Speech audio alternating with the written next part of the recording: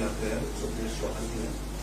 मैं आमंत्रित करता हूँ आदरणीय सुप्रिय शिंदे जी, आप मीडिया को संबोधित। धन्यवाद सोनी भाई, मंच पर बैठे बेअतुल भाई, मेरे साथी सब लोग यहाँ पर और पत्रकार बंधुओं, आपको मेरा नमस्कार। दो महत्वपूर्ण मुद्दों को मैं प्रोमिनेंटली टच करना चाहती हूँ। एक महिला हूं तो महिलाओं की बात करनी इस मंच से जरूरी है, और दूसरा मैं ओल्ड पेंशन स्कीम पर जरूर बात करना चाहती हूँ क्योंकि उसमें मेरी बड़ी श्रद्धा है। हम राजस्थान में सरकार में हैं, हमारा एक काम का ट्रैक रिकॉर्ड रहा है, हमने जी तोड़ मेहनत करी है और बड़ी शिद्दत से ईमानदारी से काम किया है, और उसी के बूते पर आज जनता से वोट मांग रहे हैं।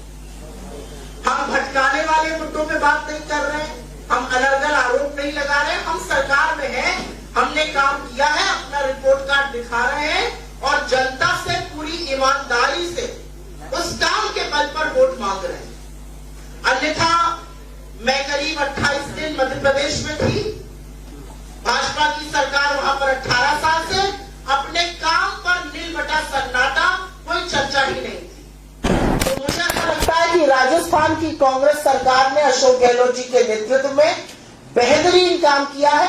हर तबके के लिए किया है, हर वर्ग के लिए किया है, हर उम्र के लिए किया है, हर समुदाय के लिए किया है, हर जाति के लिए किया है, और हम डंके की चोट पर अपना काम करके जनता से पुनः आशीष मांग रहे हैं कि उस काम को बढ़ा सके। लेकिन भारतीय जनता पार्टी के लोग क्योंकि यहां पर आकर भ्रांतियां फैलाते हैं, क्योंकि यहां पर आकर तुष्टिकरण करते हैं, क्योंकि यहां पर आकर अनर्गल आरोप लगाते हैं, तो उन आरोपों का भांडाफोड़ करना भी उतनी बड़ी जिम्मेदारी है जितनी बड़ी जिम्मेदारी है काम करना। और महिला विशेष पर मैं जरूर दो शब्द बोलना चाहती हूं। आप हाथरस की बात कीजिए तो राजस्थान याद दिलाते हैं, आप लखीमपुर की बात कीजिए तो राजस्थान याद दिलाते हैं, आप उज्जैन महाकाल की नगरी में एक अबोध बच्ची के साथ जघन्य अपराध की बात कीजिए और मुख्यमंत्री के 1500 रुपए देने की बात कीजिए तो राजस्थान याद दिलाते हैं। आप उन महान खिलाड़ियों की बात कीजिए, इस देश की सबसे होनहार बेटियां और ब्रजभूषण शरण सिंह को संरक्षण देती सरकार की, तो राजस्थान याद दिलाते हैं। किस मुंह से ये राजस्थान याद दिलाते हैं? मैं आज इस मंच से सवाल ये पूछना चाहती हूं, क्योंकि आंकड़े सत्य बोलते हैं और आंकड़ों को आज तक भारतीय जनता पार्टी झुठला नहीं पाई है। आप किस मुंह से राजस्थान की बात करते हैं? असलियत तो यह है कि राजस्थान में बलात्कार की सजा का प्रतिशत 48% है, जबकि नेशनल एवरेज मात्र 28% है। असलियत यह है कि महिला अत्याचार के मामले में सजा का प्रतिशत राजस्थान में 45% है और राष्ट्रीय एवरेज 26% है। असलियत यह है कि महिला अत्याचार के मामले में पेंडेंसी मतलब निलंबित मामले राजस्थान में प्रतिशत है 9% और राष्ट्रीय एवरेज है 31%। तो किस मुख से आप बात करते हैं महिला अत्याचार की राजस्थान में? यहां पर अनिवार्य FIR है और उसके बाद भी 1 लाख प्रति अत्याचार के अगर मामले देखिए तो हम इनकी सरकारों से बहुत पीछे हैं। मुझे ऐसा लगता है किसी भी महिला, किसी भी लड़की, किसी भी स्त्री के साथ अगर कोई अपराध होता है, उसकी इज्जत लुटती है, तो वो सभ्य समाज के नाम पर धब्बा है। लेकिन उसके बाद कानून क्या काम करता है, सरकारें क्या करती हैं? क्या आरोपियों को संरक्षण देते हैं या उनके साथ खड़े हो जाते हैं? यह अंतर राजस्थान की कांग्रेस सरकार और भाजपा की अन्य राज्य सरकारों में है। यहां पर अगर कोई औरत के साथ अपराध करता है तो उसको तुरंत सजा दी जाती है, और मैंने आपको आंकड़ों के साथ सजा का दर बताया है। अगर भाजपा के अंदर हिम्मत है तो आए किसी भी मैदान में, किसी भी जगह, किसी भी वक्त, किसी भी दिन एक डिबेट कर ले, महिला सम्मान में एक शब्द बोलने लायक रह नहीं पाएंगे। ये पूछना चाहती हूं। मैं पूछना चाहती हूं जो लोग 2:30 बजे रात को एक बच्ची जिसके साथ जघन्य अपराध हुआ उसको उसके माता पिता के बगैर फूंक देते हैं हाथरस में, वो किस मुंह से महिला का नाम लेते हैं? इस देश की सबसे होनहार बेटियां जिन्होंने गर्व से हमारा मस्तक ऊंचा किया, वो कहती है एक आदमी ने यौन शोषण किया, उसको मोदी जी गोदी में बिठाते हैं। ये किस मुंह से महिला सम्मान की बात करते हैं? एक बच्ची जिसके साथ जघन्य अपराध होता है, मध्य प्रदेश के जाते हुए मुख्यमंत्री उसको 1500 रुपए देते हैं। ये किस मुंह से महिला सम्मान की बात करते हैं? तो मुझे ऐसा लगता है कि ये जो डिबेट है, ये जो आरोप है अनर्गल, ये जो निरर्थक प्रयास है लगातार एक सरकार को के खिलाफ दुष्प्रचार का, ये बंद हो जाना चाहिए, क्योंकि गिरेबा अगर आप झांक कर देखिएगा तो बहुत कालिक है उस गिरेबा में। मैं 2 शब्द ओपीएस पे जरूर बोलना चाहती हूं, क्योंकि परिवार में बहुत लोग नौकरी में कार्यरत रहे और मुझे लगता है कि ओल्ड पेंशन स्कीम या पुरानी पेंशन स्कीम, पुरानी पेंशन योजना, ये वक्त की मांग है, ये लोगों की मांग है कि आप उसको बहाल कीजिए। और जब राजस्थान की सरकार ने ऐसा किया या छत्तीसगढ़ की सरकार ने ऐसा किया या हिमाचल की सरकार ने ऐसा किया, तो केंद्र की सरकार ने हर वो रोड़ा डाला जिससे कि ये योजना पूरी ना हो पाए। हमने लागू ही नहीं किया। अब हम प्रतिबद्ध हैं कि हमारी दोबारा से सरकार बनेगी, हम ओपीएस के लिए कानूनी गारंटी देंगे। मैं चैलेंज करती हूं नरेंद्र मोदी जी को, इस मंच से चैलेंज करती हूं, मैं चैलेंज करती हूं भाजपा के किसी भी नेता को, ओल्ड पेंशन स्कीम, पुरानी पेंशन स्कीम, पुरानी पेंशन योजना, इस देश को जिन लोगों ने अपने 30, 35, 40 साल दिए हैं, उनकी मांग है, उसको पूरा कीजिए। तमाम ऐसे वाक्य हैं। व्यक्ति रिटायर हो गया, नई पेंशन स्कीम के अंतर्गत उसको 19 रुपए कहीं पर मिल रहा है, कहीं पर उसकी लास्ट ड्रॉन सैलरी 50,000 थी, अब मिल रहे हैं 900 रुपए। तो कर्मचारी आपसे हाथ जोड़ के कह रहा है, हमने पूरी जिंदगी ईमानदारी से सरकार में काम किया, अब जब हम सेवानिवृत्त हो गए हैं, हमें आप पुरानी पेंशन स्कीम ही लौटा दीजिए। और मुझे ऐसा लगता है कि सजग सरकारें और जिम्मेदार पार्टियां लोगों की बात सुनकर यह काम करती हैं। नरेंद्र मोदी जी और उनकी पूरी सरकार को इस मंच से खुली चुनौती है कि आप ओल्ड पेंशन स्कीम लौटाइए, पूरे देश में वापस से लागू करिए, क्योंकि सरकारी कर्मचारियों को मार्केट की वेगरीज पर, मार्केट की अनिश्चितता पर छोड़ देना घोर पाप है। तो इन दोनों बातों को मैं प्रमुखता से रखना चाहती थी। आपके किसी भी सवाल का स्वागत है। अगर आप पहले सुओ मोटो पूछे तो मैं बहुत अनुग्रहित रहूंगी।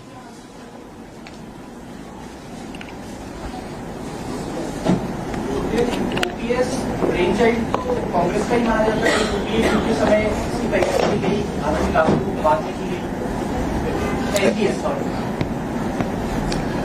हमने जब इसको लागू किया था तो मार्केट की नहीं, इसको शुरू किया था अटल बिहारी वाजपेयी जी की सरकार ने। सरकारी चीजें लगातार होती रहती हैं, उसकी एक कंटिन्यूटी होती है, उसकी एक नियमितता होती है, तो ये लागू हुआ। लेकिन मुझे ऐसा लगता है कि आज लोगों की डिमांड बदल गई है, जमीनी हकीकत बदल गई है। मार्केट की अनिश्चितता पर, सेंसेक्स की अनिश्चितता पर आप लोगों के भविष्य को नहीं छोड़ सकते हैं। बहुत सारी ऐसी चीजें हैं जो जब सरकारें करती हैं और उसका दुष्परिणाम दिखता है तो सरकार उस निर्णय को वापस लेती है। मोदी जी को भी तो नाक रगड़ के काले कानून कृषि के वापस लेने पड़े थे। जिस जीएसटी को वो गलत कहते थे उस जीएसटी का समर्थन करना पड़ा। जिस खाद्य सुरक्षा बिल को वो गलत कहते थे उसकी पुरजोर विरोध करते थे, आज उसके समर्थन में खड़े और सीना ठोक के कहते हैं लोगों को फ्री राशन बांट रहे हैं। तो मेरा अपना मानना यह है कि जिस पेंशन स्कीम की आप बात कर रहे हैं, आज की जमीनी हकीकत यह है कि सरकारी कर्मचारी जो सेवानिवृत्त हो चुके हैं वो कह रहे हैं हमें नई पेंशन स्कीम नहीं चाहिए, हमें ओल्ड पेंशन स्कीम आप बहाल करिए।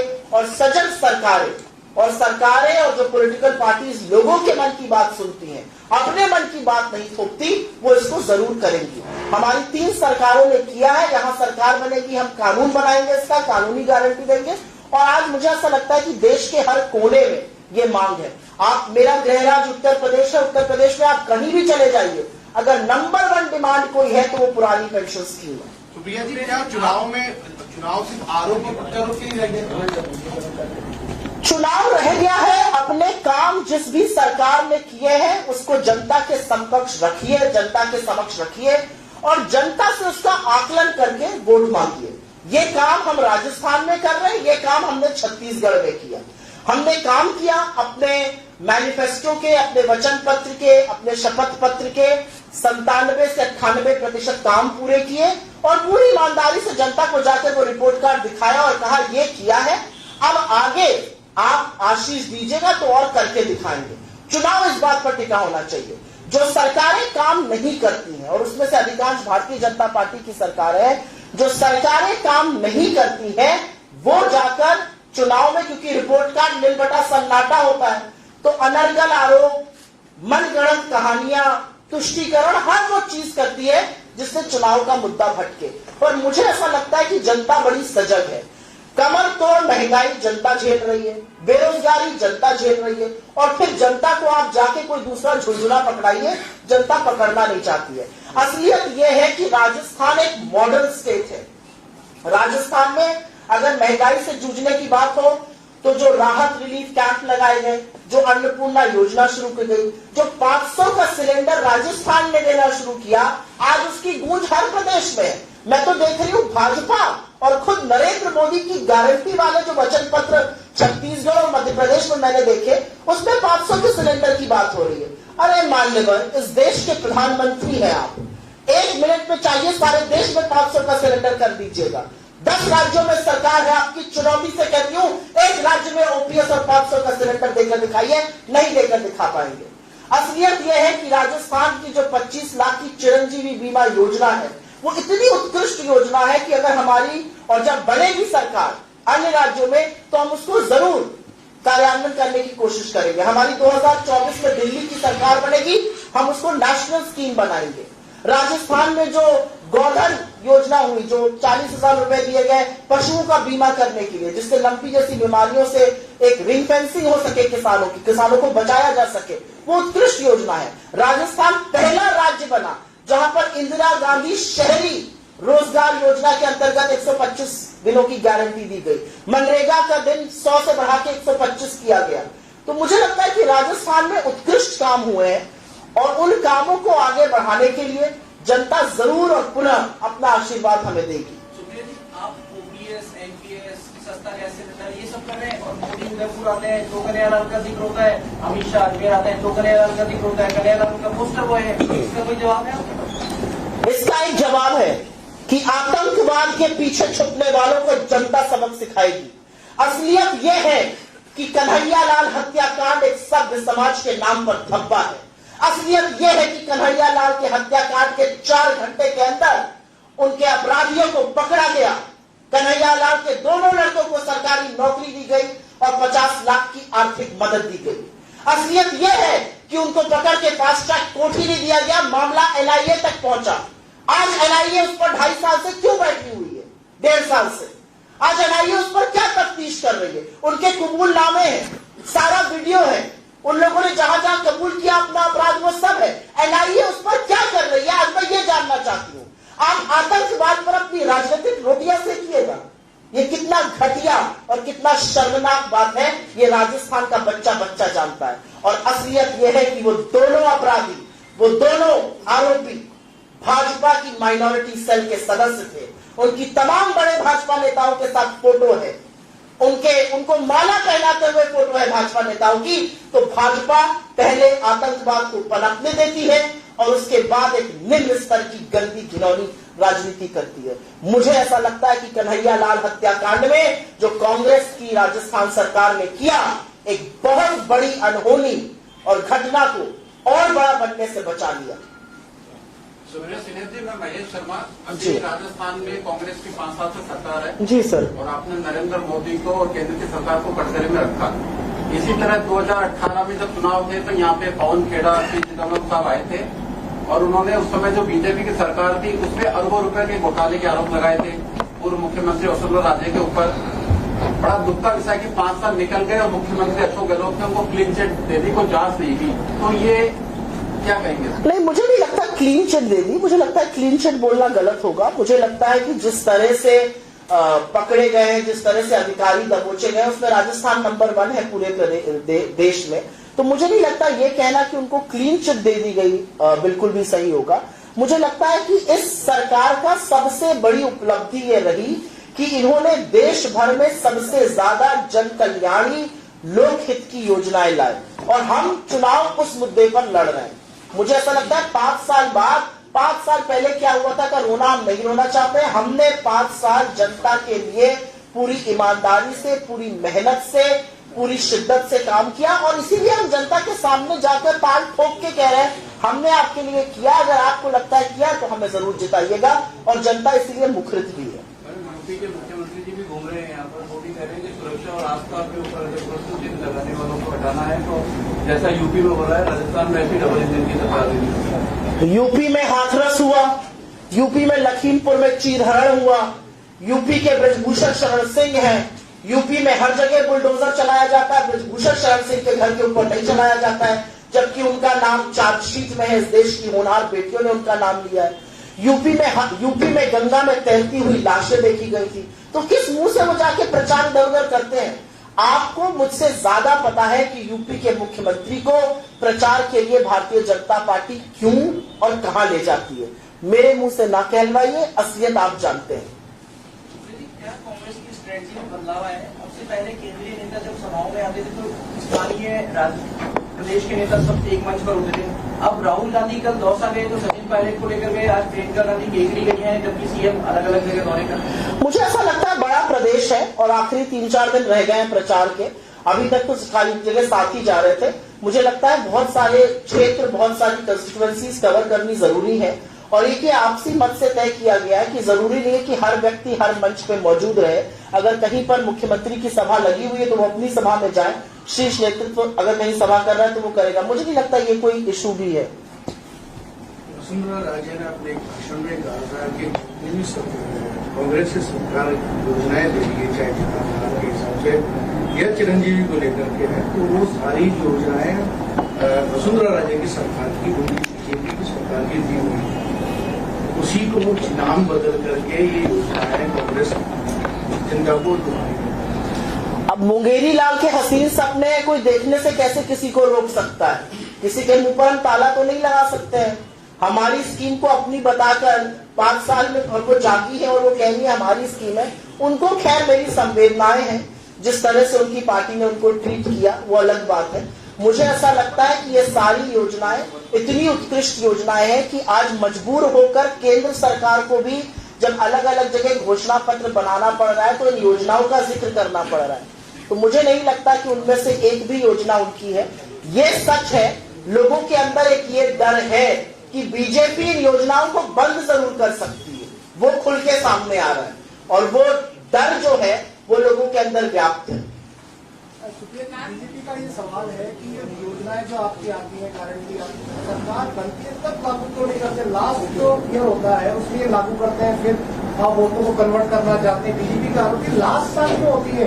बीजेपी का आरोप निरर्थक है। आप तो प्रबुद्ध पत्रकार है। हमने कोई योजना 2 दिन पहले लागू करी है। हमारी 25 लाख की योजना 2 दिन पहले लागू हुई है। हमारी 25 लाख की योजना 1 साल पहले लागू हुई है। इनके कार्यकाल के 2 साल में कोरोना काल रहा और खुद नरेंद्र मोदी जी ने कहा कि राजस्थान की सरकार ने उत्कृष्ट काम किया। राजस्थान में आपने नदी में तैरती हुई लाशें नहीं देखी थी, लेकिन डबल इंजन की उत्तर प्रदेश में आपने देखी। मुझे लगता है हमारी जो भी योजनाएं हैं वो एक क्रमबद्ध लागू हुई है। ये बिल्कुल निरर्थक आरोप है कि लास्ट ईयर में हम लागू कर रहे हैं। आप बता दीजिए, हमने चिरंजीवी लास्ट दिन लागू करी। 500 का सिलेंडर तब लागू करना पड़ा जब सिलेंडर 1200 पे पहुंच गया। अगर सिलेंडर उतना रहेगा तो हम क्यों 500 पे लागू करेंगे?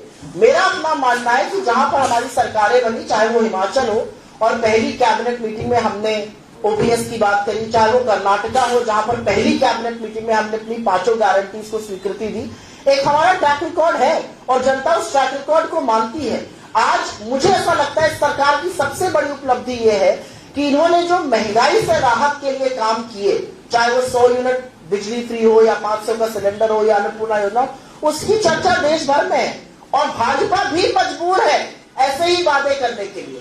तो मुझे हमारे कुछ साथियों को लगता है हमारा कॉपी पेस्ट कर रहे हैं, मुझे उसमें कोई दिक्कत नहीं है। आप हमारी अच्छी चीजों से सीखिए, सीखते रहिएगा, ये शुभकामनाएं आपको। जी हाँ, सवाल रह गया मैडम उसमें, नेक्स्ट प्लीज सवाल रह गया उसमें आपसे, उसके बाद सर बताइए। अन्नपूर्णा चले आएगी, आप एक बार पता कर लीजिए कब तक तो अन्नपूर्णा आएगी थी, जब महंगाई स्तर चढ़ेगी तभी करेंगे।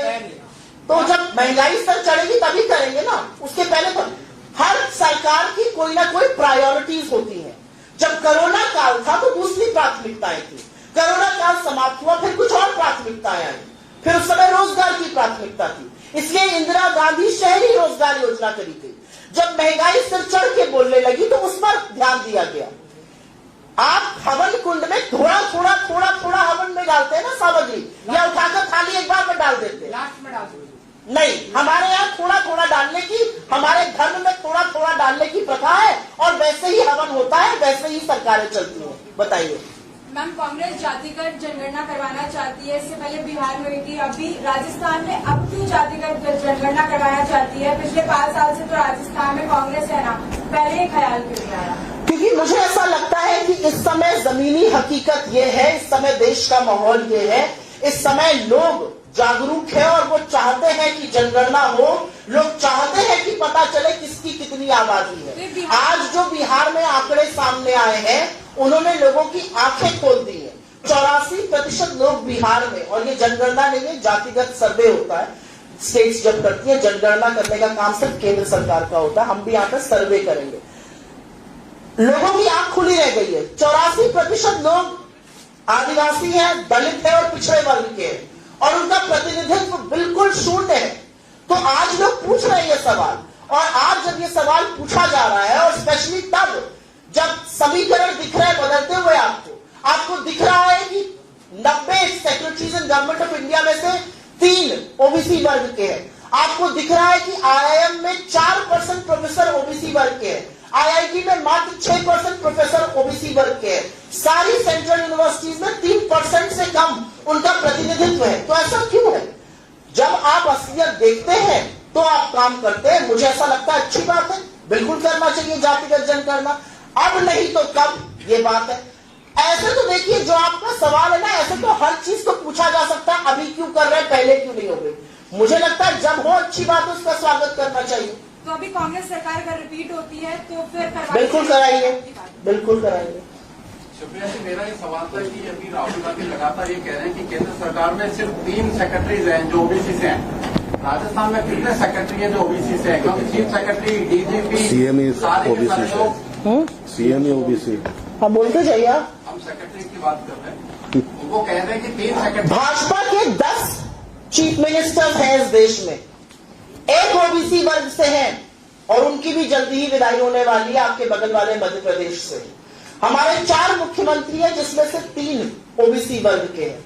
मुझे लगता है मैंने अपनी बात को कह दिया। आपने घुमा दिया, मैं ब्यूरोक्रेट की बात कर रहा हूँ। मैं घुमाती नहीं हूँ, बात मैं बड़ी स्पष्ट करती हूँ, अगर आप मेरे बारे में थोड़ा बहुत भी जानते हो। कितने ब्यूरोक्रेट नहीं, मेरे पास वो डेटा अवेलेबल नहीं है, लेकिन मैं ये दावे के साथ कह सकती हूँ कि केंद्र से बहुत ज्यादा होंगे।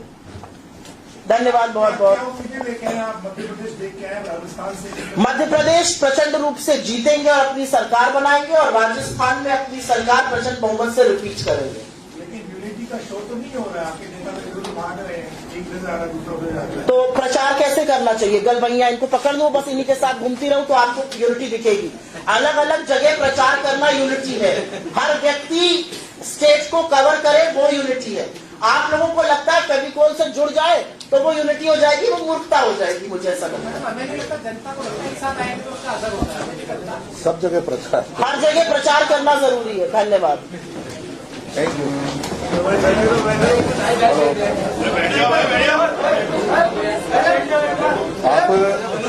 आप यहाँ पे विराजे हैं, एक महत्वपूर्ण अनाउंसमेंट आपके साथ कर रहा हूँ। अभी यहीं पे थोड़ी देर में 4 बजे एक बहुत ही अति महत्वपूर्ण विषय पर